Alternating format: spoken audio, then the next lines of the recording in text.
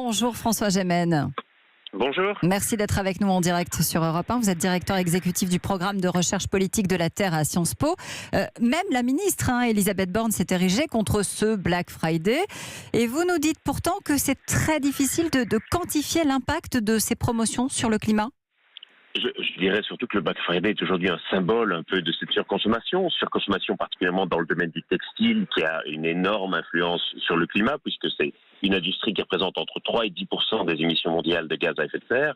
Et effectivement, le Black Friday, même si c'est difficile de quantifier l'influence de ce jour de consommation exact, je dirais, est aujourd'hui un symbole de cette surconsommation à laquelle il faudra mettre fin si on veut lutter durablement contre le changement climatique. Il y a cette mouvance aujourd'hui à acheter un pull plutôt que 5. Et ça, on dit, c'est bon pour la planète. Il est certain que ces dernières années, la durée de vie d'un vêtement a été divisée par 2 au cours des 15 dernières années. Et donc, effectivement, ce n'est pas soutenable quand on connaît effectivement l'empreinte carbone de la production d'un vêtement, à la fois en termes d'émissions de CO2, mais aussi en termes de quantité d'eau qu'il faut notamment pour fabriquer un jean, par exemple. Il faut facilement, pour fabriquer un jean, 7500 litres d'eau.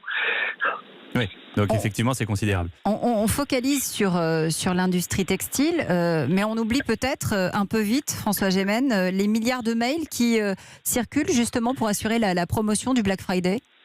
Évidemment, quand on pense qu'un email, c'est 0,15 grammes de CO2, si on additionne ces milliards de mails, on arrive effectivement à une empreinte carbone considérable. Et c'est souvent effectivement un aspect qui est complètement oublié dans notre empreinte carbone, c'est l'empreinte carbone du numérique.